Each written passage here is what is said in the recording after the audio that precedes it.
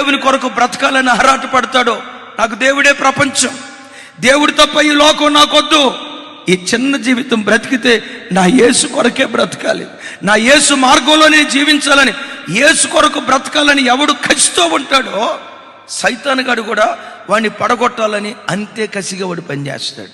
నీ జీవితంలో నీకు ఎక్కువ శోధనలు వస్తున్నాయంటే గమనించు, నీ మీద దేవునికి ఉన్న ప్రణాళికలు బహు గొప్పవి. నీ దేవుడు నిన్ను నిలవబెట్టాలనుకున్న విధానం బహు గొప్పది.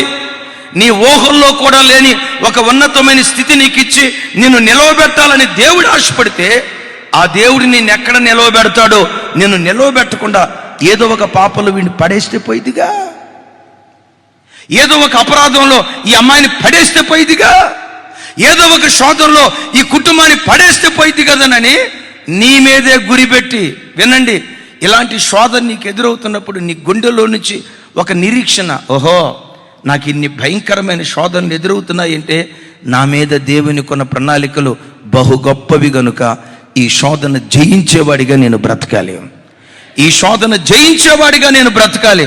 జయించేవా, జీవ కిరీటాన్ని నా దేవుడు నీకు అనుగ్రహించును గాక.